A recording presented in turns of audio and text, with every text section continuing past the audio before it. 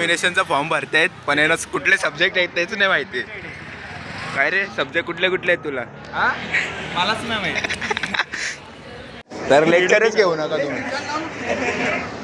जय रे मित्रांनो, तर आज मी चाललो आहे मामाच्या इथे आणि मामाच्या इथून मी कॉलेजला जाईन. तर चला बघूया. माझ्या मामाचा गाव माझ्या कॉलेजच्या बाजूलाच. मामाच्या इथं गेलो बघला तर गाडी स्टार्ट करतं. मी जन्मल्याच्या आधीची ती गाडी आहे, ठेवते नवीन गाडी घे कावासाकी निंजा. भाई बोलला मला की अजून 4-5 वर्ष गाडी चालेल ती. मी बोललो चल बघू, मग माझ्याशी चालू होतं का. ही गाडी तर माझ्याशी पण चालू नाही झाली. आता काय बोलायचं, गाडी ती माझ्यासाठी नाही आहे. मग आलो बटाटे सोलायला. हा तर गाईज माझ्या मामाची वडापावची गाडी आहे. त्या गाडीला 25 वर्ष झाली आणि बनवीन व्लॉग त्याच्यावर पण बनवीन एक दिवशी.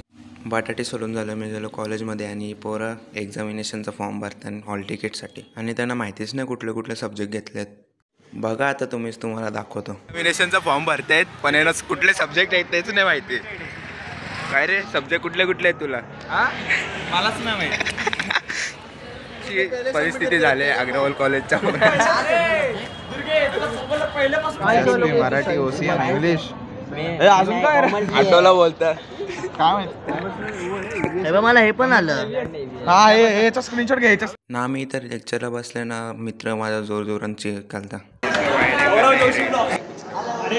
नशीब टीचर बाहेर होती, नाही तर आता टीचरला पण समजला असता माझा व्लॉग चॅनल. लेक्चरला बसलेलोच का मॅडमने बघा काय लिहून दिले पेपर पॅटर्न, काय बोलायचं आता. तर लेक्चरच घेऊ नका तुम्ही. आता मी ती पोरं दाखवायला ती क्लासरूममध्ये गेम केलं होतं म्हणून सरांनी हाकलला. मग लास्टचं लेक्चर घेऊन मी निघता घरी.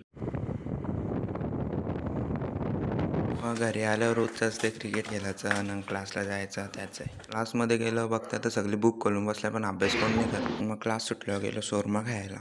शोरमा खाऊन झालं गप घरी जाऊन झोपतो, कारण की आज जिमला नाही जाणार. जिमरो माहिती नाही काहीतरी बिझी आहे. तर माझा व्लॉग आवडला असेल तर व्हिडिओला लाईक आणि चॅनलला सबस्क्राईब करायला विसरू नका.